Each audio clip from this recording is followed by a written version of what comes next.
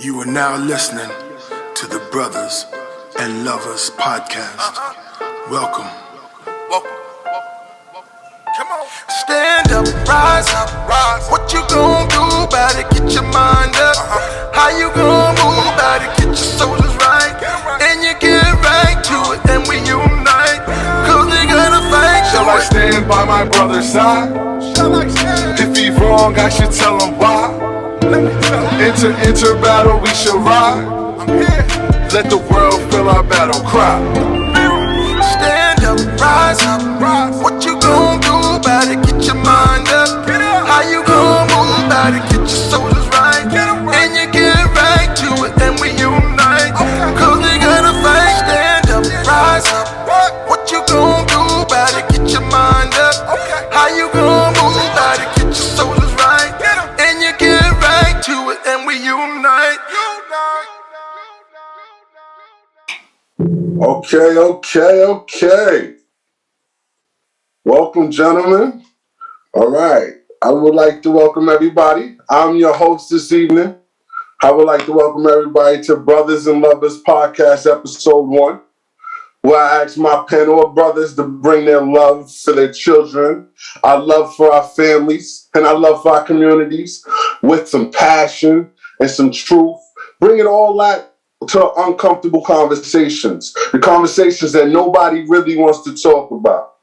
Tonight on my panel, I got my brother Damo. What's going on, brother? Thanks for having me. What's up? Go ahead. Yeah, call it up. I'm Damo from Harlem, New York. So I just turned 30, 4 kids, just staying out the way. That's it, baby. I hear that. Also got my brother Larry. Yo, what's the word? It's Larry Harrison, man.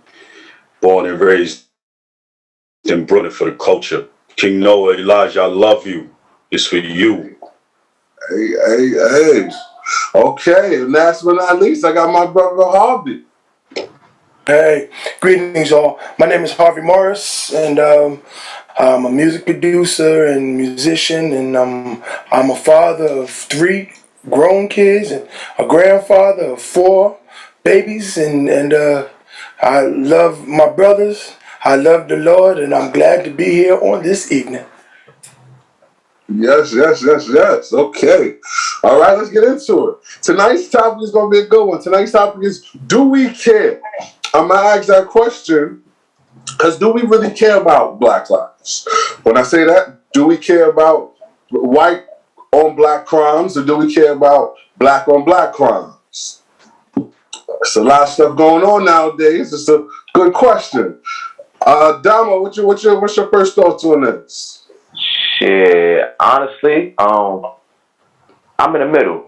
You know, I care about Black lives. I care about my life, but then I look at it as like I care about all lives. You know what I'm saying? It's not just one race. It's a bunch of races in the world. So I just care about one. That's where I'm at with it. Okay. Larry, what about you? What do you think about it? What's your little opening thoughts? I'm not as close-minded as some of, the opinions that I've heard that go along in the world that I think have left us stagnant.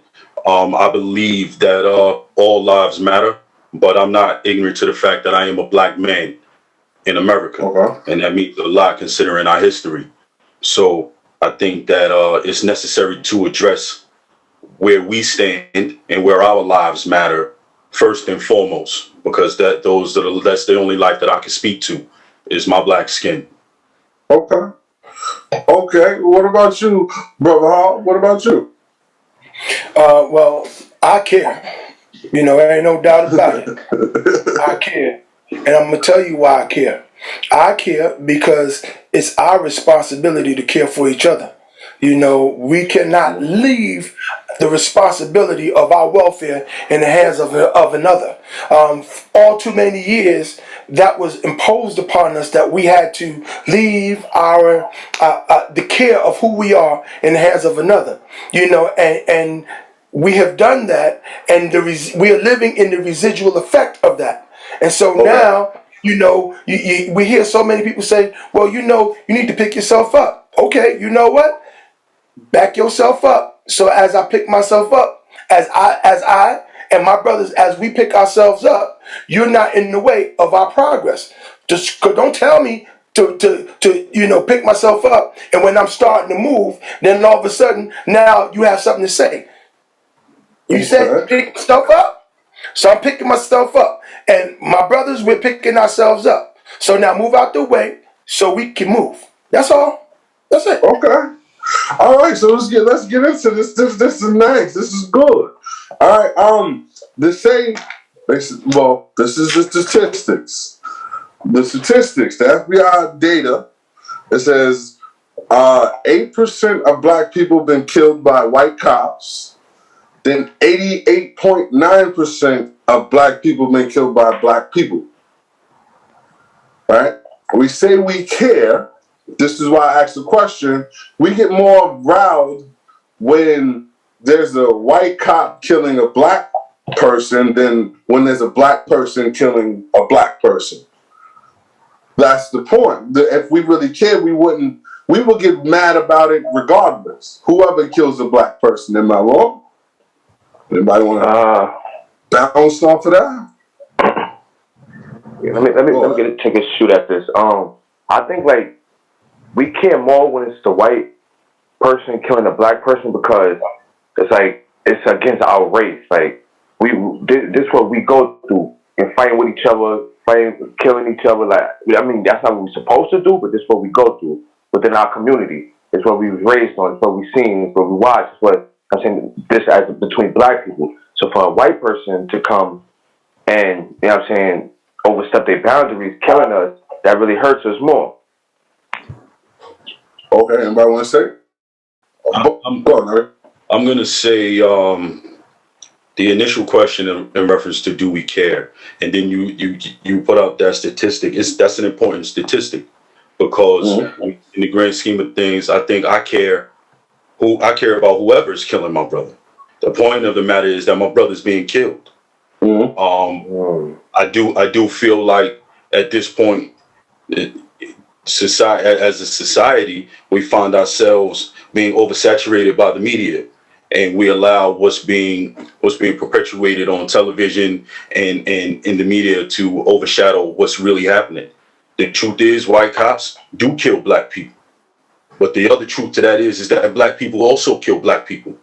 And for me, this platform for me is not only to speak to one specific person that's taking out my people. I'm speaking to those who look like me and those who don't. My goal is to stop my brother from being killed. Okay.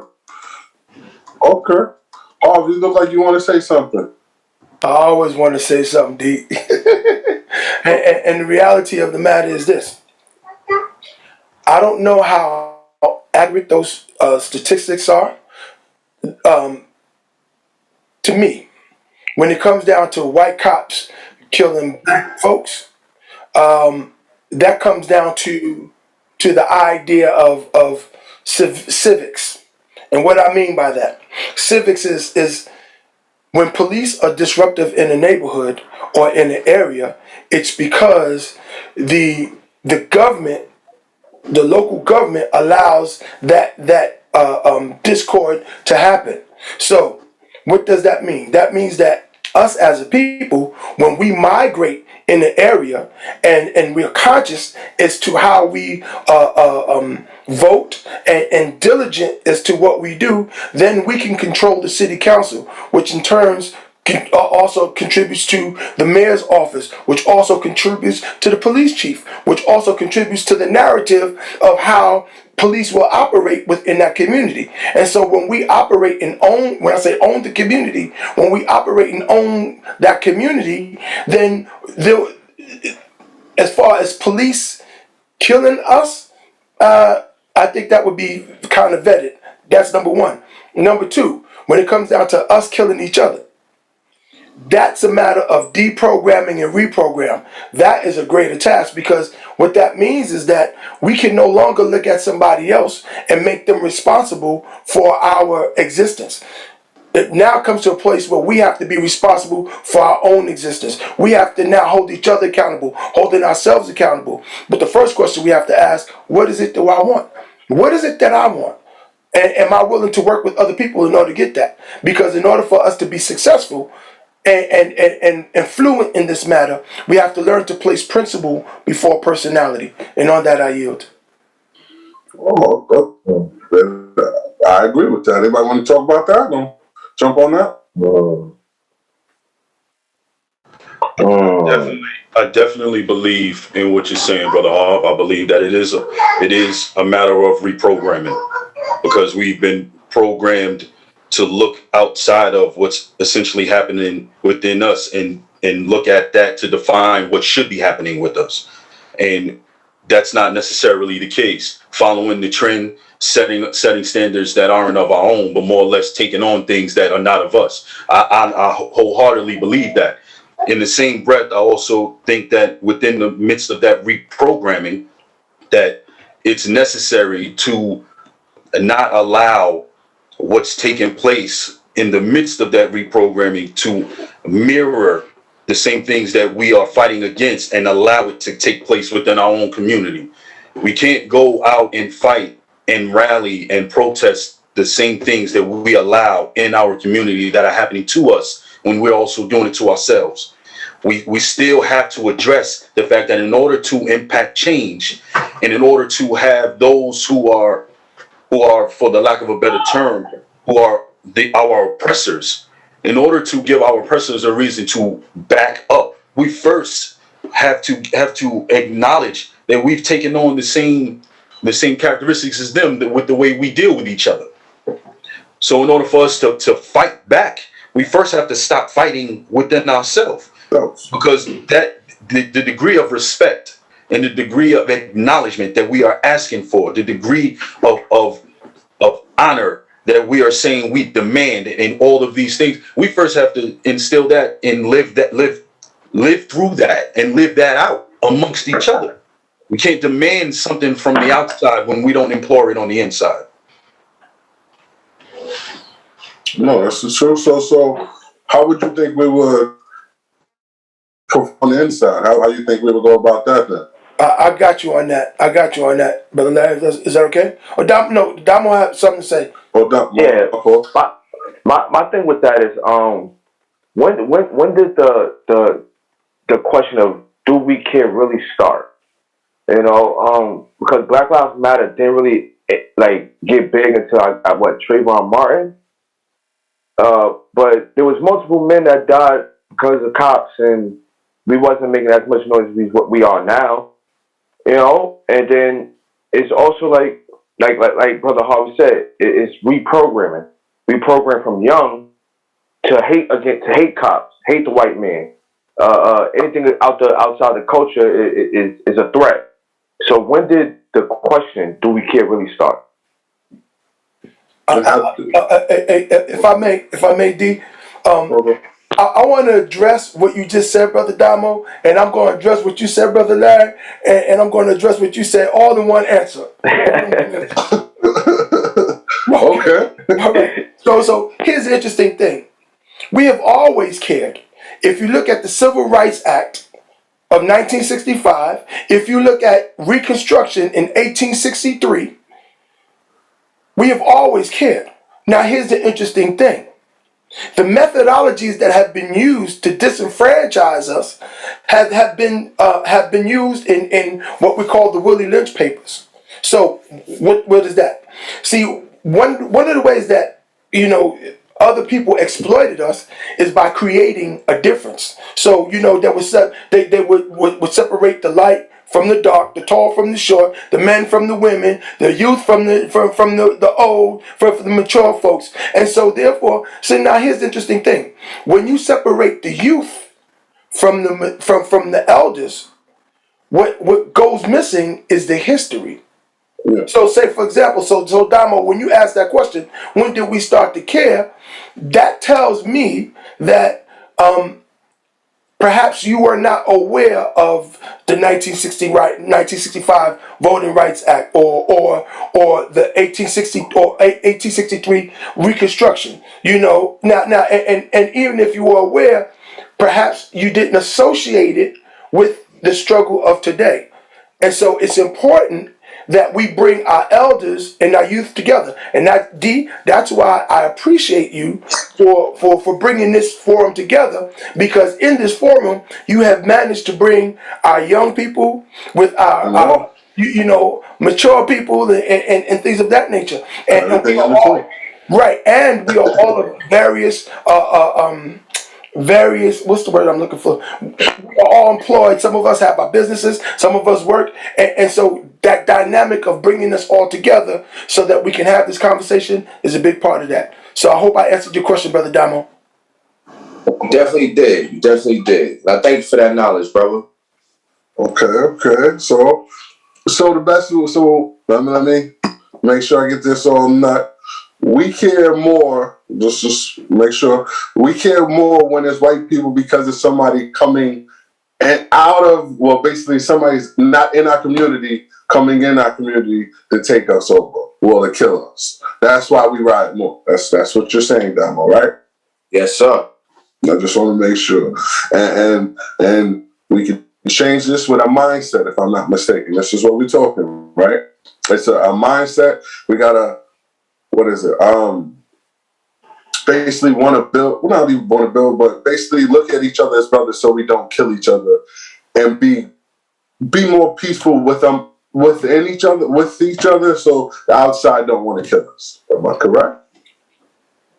Yeah, Deep. If I have to kind of address something with that. In order to change the mindset, we have to change the practices. In order to change the practices, we have to acknowledge those methodologies that are being used to disenfranchise us.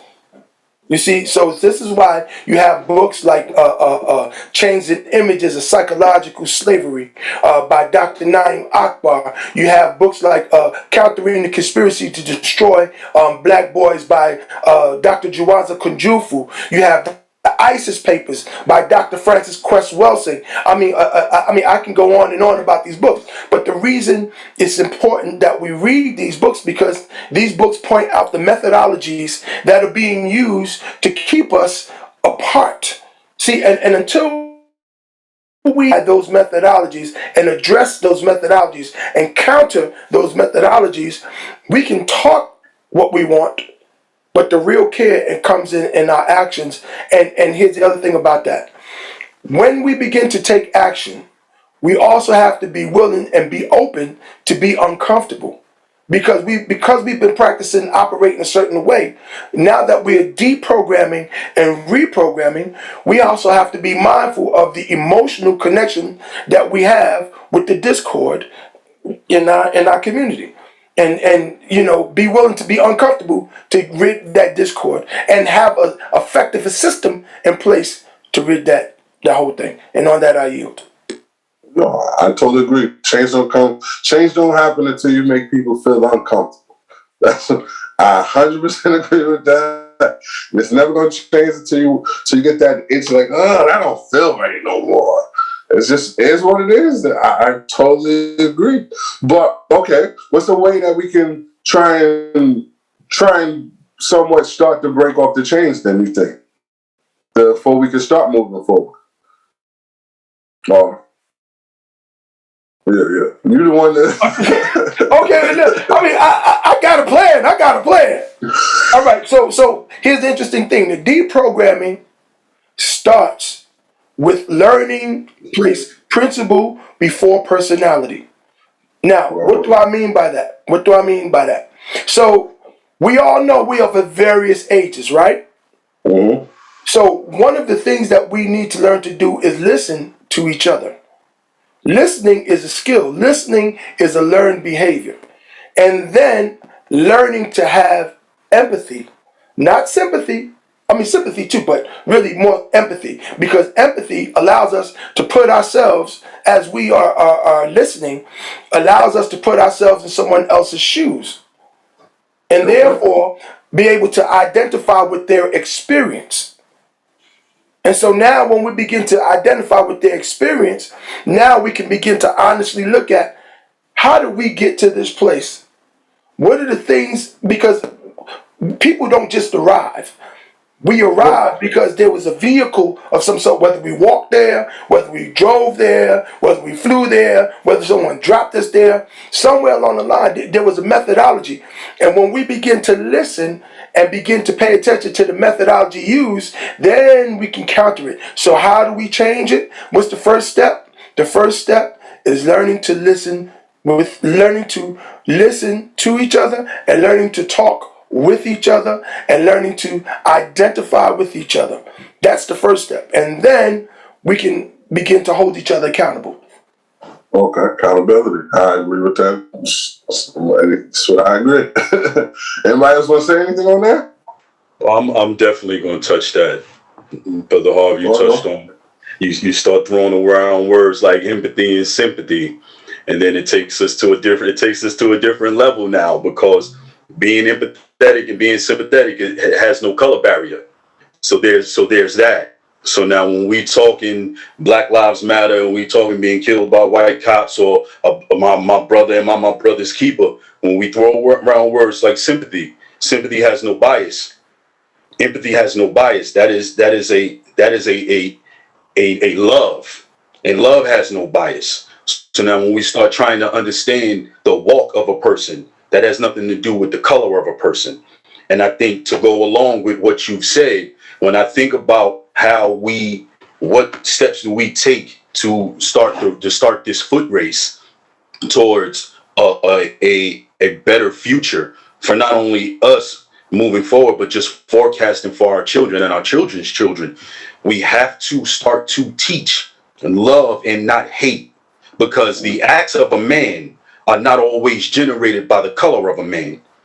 So we have to understand that we don't control what's put into the sauce. Sometimes the sauce is already pre-made. So you got to understand, now, if we're talking about how we're supposed to cook it up for the people to understand what it is that we're trying to drive forward, we need to talk about the ingredients. Sympathy is one of them. Love is one of them.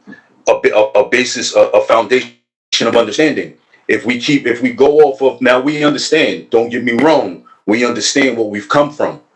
We understand, like you spoke to, Brother Hall, that vehicle, whether we walked here, drove here, or brought here, we understand that we are here and all the things that have taken place within that time.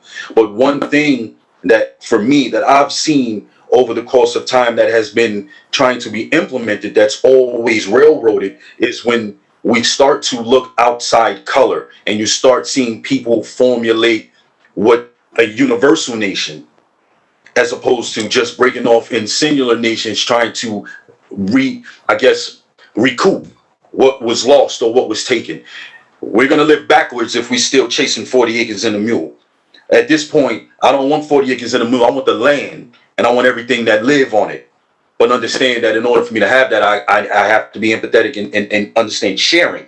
Sharing comes with empathy, sympathy, forgiveness, forgiving those who haven't done anything wrong to me. I got to forgive somebody whose ancestors might have did something wrong to my people. This is what we're dealing with. Generational lack of empathy. We're dealing with a generational lack of forgiveness. And we're dealing with a generational lack of education, which is all that you just spoke to, Brother Hall. It's the lack thereof that has us so many steps behind. That's not taking away from what we as a people have been put through. Yes, we do need to deal with the pain of our own people. We need to first deal with our pain. No one can understand that. No one can tell us what it's like to be us. We can put on as many faces as we want and act out any other role, but there's no one that would trade places with us. That's a fact. And in knowing that, let's be empathetic to ourselves. Let's be, I heard something the other day, and after this I'll yield. Be kind to yourself. It didn't say be kind to my black self. It didn't say be kind to my man self. It said be kind to me. Be kind to yourself. And that means no matter what you're up against or what's pressing against you, be kind to yourself. And in the midst of that, that's where we will establish this idea of empathy, being able to see things through another person's eyes, regardless of color or creed. And with that, I yield. Okay. Damo, you want to say something on that? Yeah, I'm basically I'm piggyback off what Brother Harv and Brother Larry said. It's communication, it's understanding, and it's listening. That's how we get past some of the barriers that's blocking us. You know, some of the walls that's holding us back.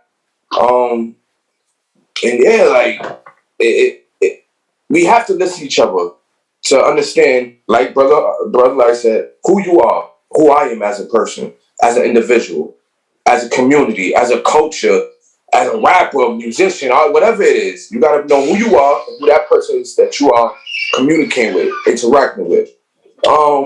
And I think that's really how we get past a lot of the nonsense that's going on in life. Communication, understanding, and listening. That's where I'm at with it. I want to speak to Brother Damo for all of us. And Brother Larry, I agree with you, and Brother Damo, I agree with you. I think that there is a sense of cultural identity that we must have.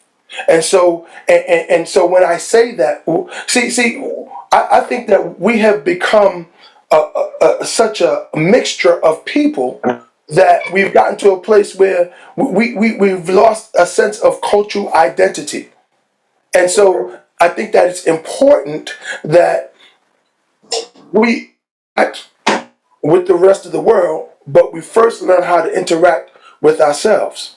So you know what? There's nothing wrong with having a black community. There's nothing wrong, because here's the thing: you go into other communities, and they have the Jewish community, the Italian community, the Latino community, the Asian community, even the African community to some degree. But here's the thing: as African Americans, even when, and there's plenty of proof of this, even when we've had our communities, we had other communities come in, destroy the community, and disrupt the whole infrastructure of the community. Why?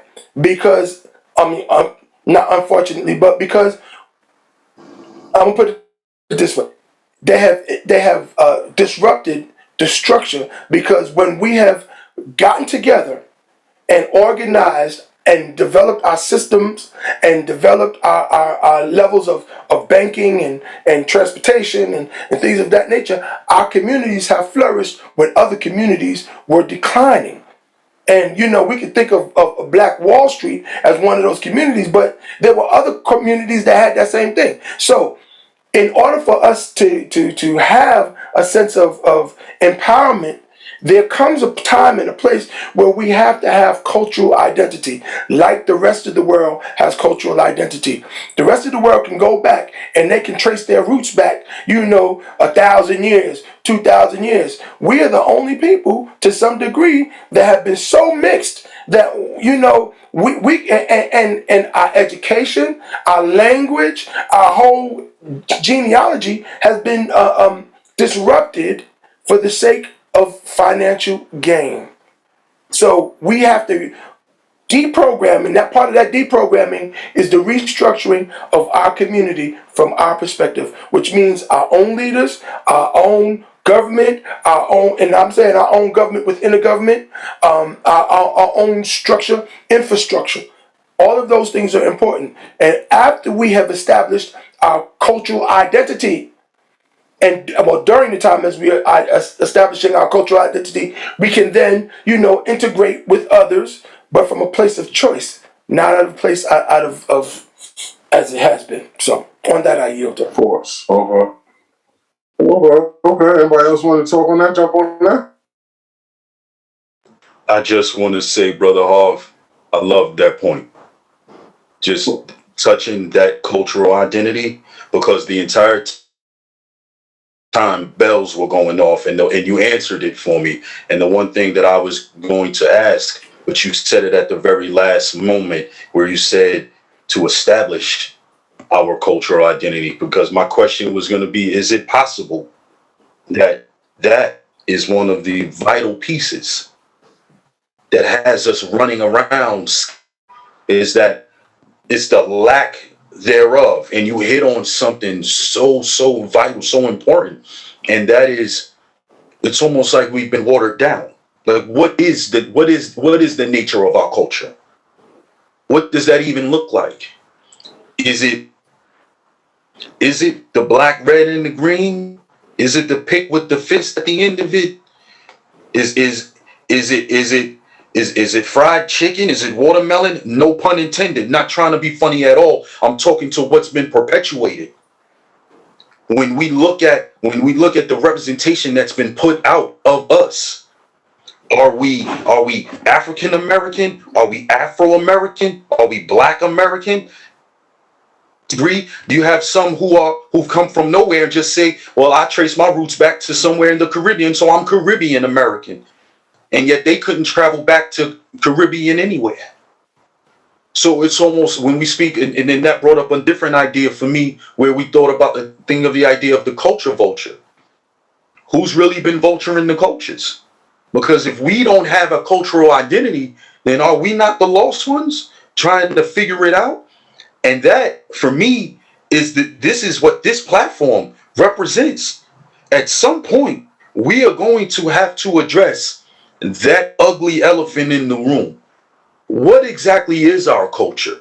Because I know for sure the hood is not it. The projects, that's not it. Because it didn't become the hood or the projects until we got there.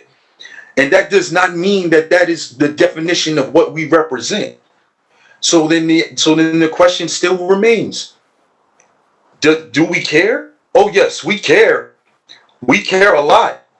But speaking to all of our points, brothers, and for me, it's how do we where is the starting line for how we implement putting one foot in front of the other, and what do we address first?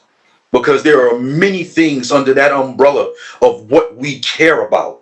I think we've just been scattered all over the place, being attacked by many different things simultaneously. So when it appears to a particular power within the world that we are overcoming one hurdle, they begin to attack the other things. And it makes us look unsettled. It makes us look like we can't pull it together when really we are. We've pulled it together in many different ways. But every time we do that, they pull a thread loose and we unravel at the seams, because there are so many different variables that play into the mere essence of what we are as a people. And it starts right with what you just said, Brother Harv, and what you've been alluding to this entire time, Damo, is that the culture, it's nothing wrong with caring about being black. How could you care about anything else first? What are you? When you look in the mirror, that's what you see when you wake up. It doesn't mean that you can't have friends outside of black, or you can't love outside of black. The question that remains right here today on this stage is, in all else that you love, in all else that you care about, how much do you care and love you, your own? How much love and care do you put into your own? Do you stand for your own the way you stand for everything else? For some, that's a tough question. You know why? But you know why it's a tough question, City? Because we allow others to dictate what our love should look like. Yes. In all actuality, we are all different. We all got something to bring to the table. So nobody can to me how I love my brother if my brother knows that I love my brother. Exactly. And with that, I yield. Exactly. Okay. Now you want to say something? Yo, when Brother Larry said we don't even know we start at, I felt you right there, because how do we care or argue, fight about something that we don't know nothing about really?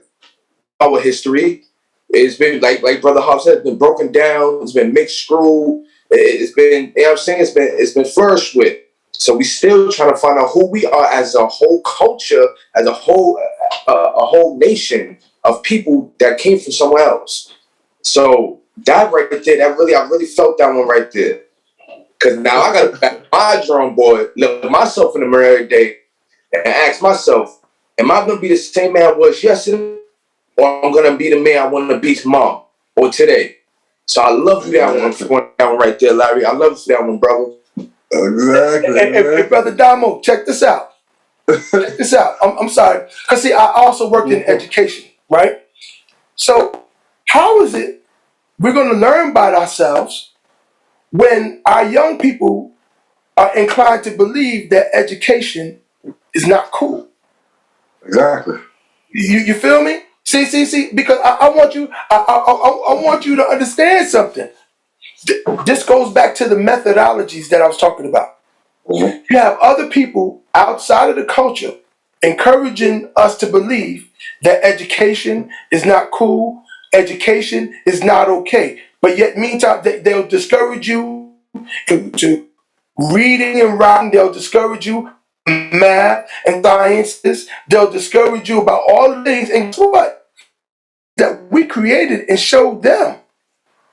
See, and now here's the other part of that. If I'm teaching my children that education is cool, and then I have other children in classrooms or in education making them feel bad about being cool, because think about it. Think about what we grew up with. We grew up thinking the dude that was not the smartest was the coolest. And the dude that was the smartest became the nerd, which he became whack, right? But then we find out later on, it was the nerd that was making all the money that can now take care of the woman that we desired to have. Mm-hmm. So something is wrong with that. Hey, something is wrong with that thinking. And here's the other part of that. I want you to think about this. Consider, as young men, we have been taught about quantity in women.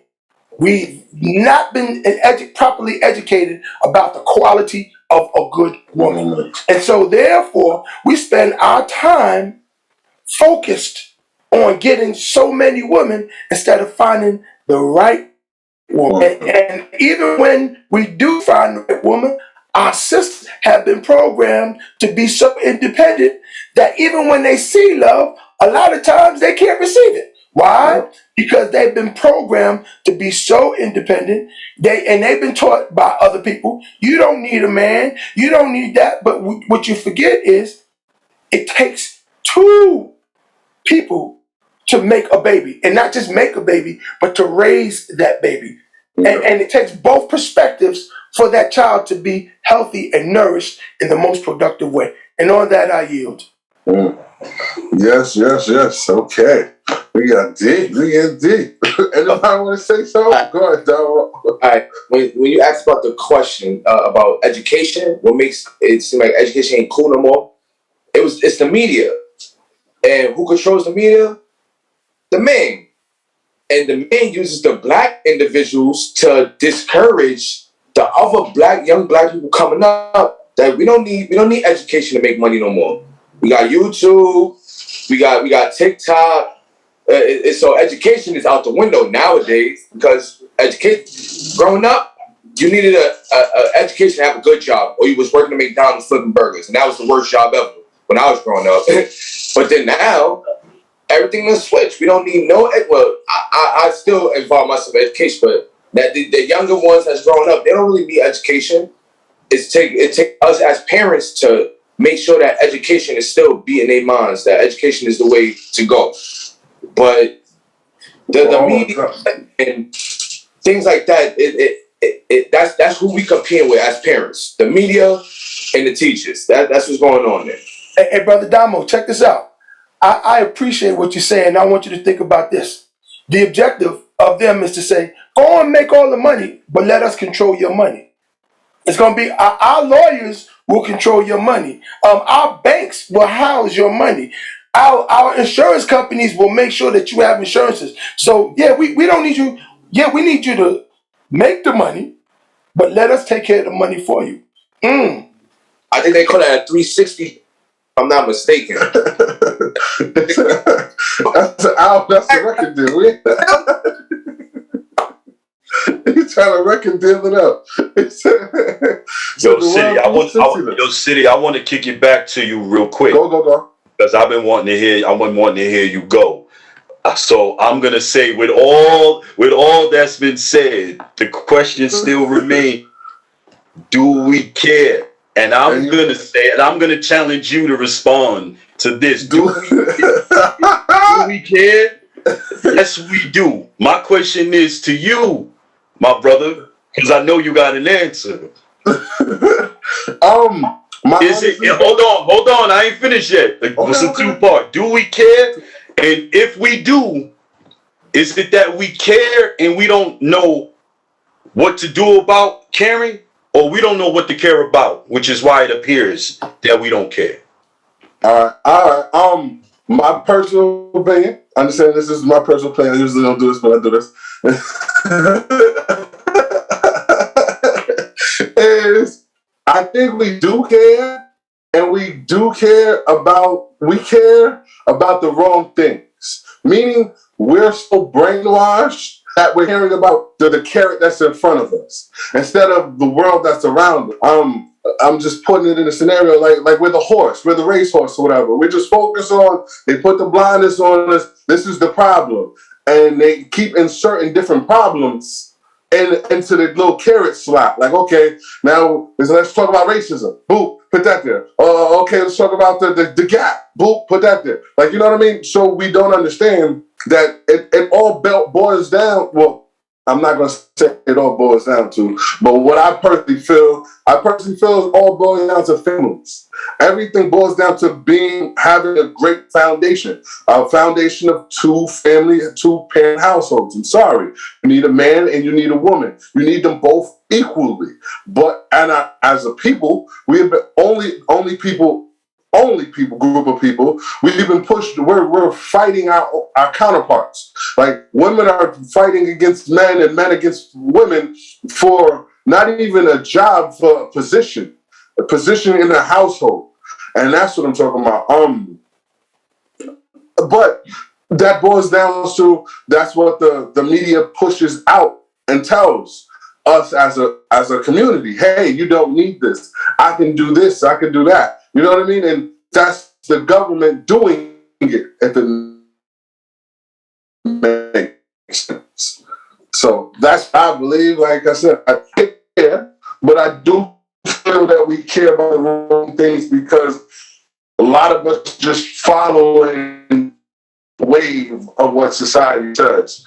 Is 80% of people are just 5% of people are actually leaders, and 5% of people actually just here to cause chaos because they're mad. They want to be leaders. They somewhat understand and they want to be leaders, but they don't understand completely the leader role.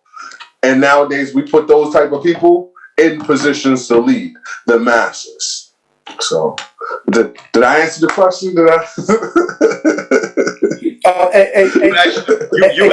You actually took it way further than I actually. I'm happy I asked you, because you gave me more than I had asked for. So I appreciate it, and I completely agree. Yeah, I completely agree. That's what I do. That's why I try not to, because I go in.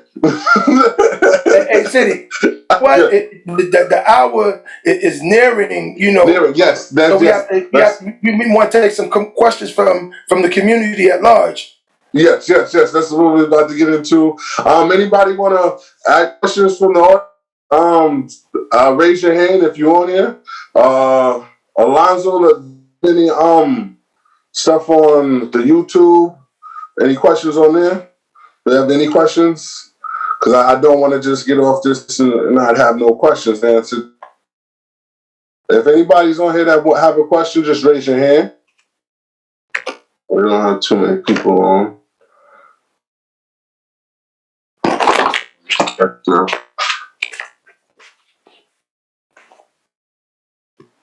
Well, even if there are no questions, I'm sure we can go forward. Oh yes. There's not an issue. Hey, Harv, I got a question. Harv, you said something earlier. As African Americans, do you not just identify yourself as an American anymore? Generational. Why do you still say African Americans? Are you using that as an interchangeable term as Black Americans or just African Americans? Brother, I'm gonna say it to you just like this. I identify as a Black man. I'm a man first and foremost, but I identify as a black man. And everybody around me identifies me as a black man. And when the rest of the world can identify me as solely just an American, I'm cool with that. But until that time, when they look at me, they see a big black man. And so therefore it creates an environment where I have to operate a certain way for my safety, for my children's safety, for my woman's safety, and man, that's a good question. But I want to say, for me, I identify as both, as an American, but as an African American. But I identify as an African American first because my people are in need of something that the rest of the Americans are not in need of. And so I can't say I love me without addressing me. So on that, hope that answers your question. Yeah, so I actually have a question for anybody. It's kind of open to anybody on the cast. So, when the topic is obviously, do we care, right? So when you say do we care, are we talking about do we care about other Black Americans? Or are we just talking about African Americans or just the colored community just in general, right? Because that's kind of broad. Do we care and who do we care about, right? And I know some of you guys answer it, care about everybody, right? But is there a particular set Africans, because Black is so beautiful, it varies, right? It's so much. When we say Black, it varies from, you also can include Latinos, Africans, actual Africans, right? And going into the Nigerian descendant and stuff like that. And then you have Americans as well. So Americans now, if we're saying African Americans, are we looping that in as we care, or are we saying Black Americans? Because I personally identify as Black America. My family's been in America for generations and generations. So I excluded the African part out of it.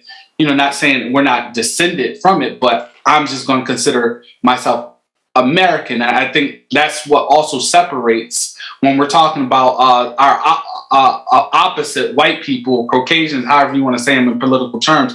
You don't ever hear them saying white Americans or Caucasian Americans, but yet we're identifying ourselves as African and Black Americans. Why is that?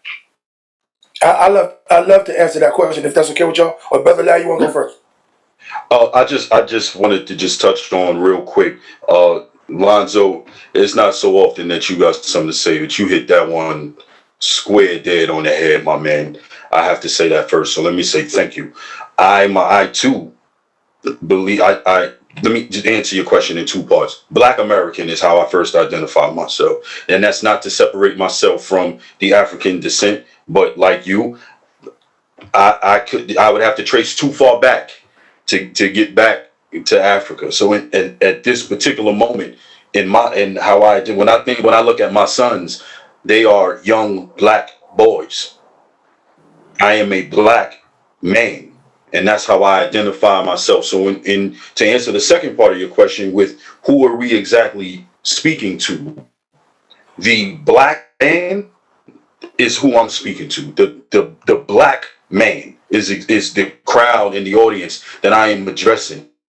Share the same neighborhoods as me, the same oppression as me, because not everyone with this color deals with the same oppression, the same injustice. We have been separated, not by undoing, but the world has separated us. The powers that be have separated us as those who are African, those who are Latino, Latina, those who are of that descent, and then you have the Black man, the Black woman. So though my sisters are Black women, my mom is a Black woman, my dad is a Black man, I am a Black man. And in this forum, on this stage here, I'm speaking to save the lives of Black men, women, and children. I hope that answers your question on my behalf, and I yield. Okay, go ahead, huh? Okay. Damo has something to say. Okay. Like when Brother Larry said earlier that being from the projects isn't who we are, this and the third. When I'm asked, "Are you African American?" I tell them, "No, I'm a nigga from the projects." From the projects, I don't know. Like I can't go back that far to say that I'm African American or I was born here in the United States, but I was raised in the projects. I know the projects. I know this. So when I'm asking you African American, you're a black man. Yeah, my skin color is brown, so I don't know how I'm a black man. I'm a brown man. I'm not a black man. You know what I'm saying? But I'm just saying my background. I don't know. That was just my first thing I wanted to say with Brother Larry was some being from the projects, and it's like that's what I consider myself. I'm a project baby. I ain't. That's it. That's all I know. But go ahead. Oh my gosh. See, and Brother Damo, I really appreciate you for that. And see, now here's the thing with that. This is why I identify as being a black man, a black American man, because we have our own unique set of challenges and things that we have to address. Even down, like, Damo, like you said, he's 30, right? And so therefore, he's gotten to a place, when I listen to his words, he's gotten to a place where he can only see where he is right now. And that's okay. Our responsibility as more mature men is to help to bridge the gap. So when Damo sees what he sees, he's seeing and he knows, you know what, I could turn to this brother, I could turn to this sister to get more information when I'm ready for it.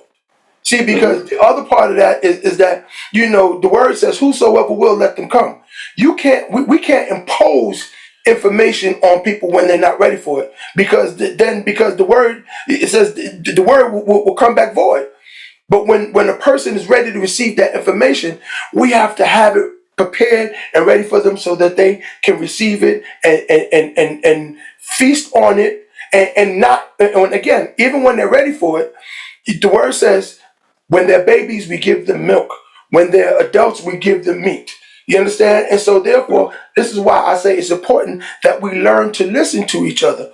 Because when Damo's talk about being in the projects and this, that, and the other, which I identify with, I grew up in the projects too. But I'm just saying, but what I'm saying is, before I start helping him to see the world, maybe he just needs to see right outside of the projects. See that there's something beyond the projects, and give him that taste. And once he's ready to see that, then we can say, yo, you know what? There's something outside, not just the hood, but there's the city, and then there's the state, and then guess what? There's the freaking world. But it's based on how we listen and identify with each other. And Brother Damo, I love you, brother. You know what I'm saying? So when you're ready to bring your ass out them projects, I'm ready to take you. All right. All right, let's wrap this up a little bit. Damo, let's end there with you. What's your final thoughts on this? How you feeling? Hey, do we care? What's your thoughts? Again, do we care? Yeah, we do care. Do I care? Yes, I do care. But I care about everybody in general. It's not just black people that struggles. I mean, there's white people that lives in the trailer park or that's sleeping on the street next to my black brother, and they sharing the same. You know what I'm saying? So I think everybody should care about everybody and not just one specific race. Even though the one race that is being talked about is really doing bad. Okay, Brother Larry, what you feeling about it? Do we care? I'm gonna say yes, we care. I just believe that we care from the wrong place within the wrong race. And when I say race, I don't mean of people. I mean the one we're running. I believe that we care. I believe we care not only about ourselves, but we also indirectly care about the rest of the other people in the world, because that's essentially what we're mimicking when what we're trying to get away from is mirroring what we see in the world and developing our own culture, a cultural identity, as Brother Hoff pointed out earlier. So to that, yes, I believe we care, but I believe that our caring requires more structure. Okay. Brother Hall, what you feel? Do we care? What's your thoughts? What's your final thoughts? I say yes. The answer is yes, we care. We need to refine our caring. We need to refine our caring, that's all. And when I say refine our caring, it's okay to care about the rest of the world, but the rest of the world ain't gonna care about you until you learn to care about yourself. Because I hear all too often, I've traveled the world, and even other folks that look like us address Americans like, they lazy and shiftless. This is what I'm hearing. But yet, they forget about, civil rights. They forget about the efforts and the things that have been made to afford other people the opportunity to reside right here. So, yeah, we care. We just have to refine. Okay. Ooh. Oh, Brother Right. D, no, I'm sorry about that. Off City, do you care? Do we care? Yes, I do care. I do believe we care. We do just need to focus on what we care about. We need to stop caring about the BS, the fancy cars and all that. We actually need to get wealth and not look wealthy. Different topic. But we do care. All right. That's a heavy topic. That's the end of it. I hope everybody had a good time. I had a good time talking with my brothers. We dropped some knowledge on people. We dropped some information. So we do. Do we care? As y'all feel, we all feel we do care. We just need to start taking accountability. If I wrap everything up in a nutshell, that's what I'm about to do. Take accountability, and we need to care about the right things, about what helps and feed our community. Am I wrong about that, fellas? That's just everything in a nutshell, right? All right. I would like to thank my panel brothers. Thank y'all for coming out. Thank y'all for opening your minds. Thank y'all for talking. I would like to thank the world for watching. Thank y'all for tuning in. Tune in next time on the 20th, when we talk about hood politics, right? We get in deep into that. What I like to say is everybody live life safe. Everybody be safe out there. It's dangerous out in this world right now. That's it. That's all I can say. Everybody just live in love and walk in love and live in your blessings. That's basically all I could say. I hope everybody have a good night. Everybody good? We good? All right. See y'all later. Stand up, rise. What you gonna do about it? Get your mind up. How you gonna move about it? Get your shoulders right. And you get right to it. And we unite. Cause they gotta fight. Shall I stand by my brother's side? If he wrong, I should tell him why. Enter battle, we shall ride. Let the world feel our battle cry. Stand up, rise.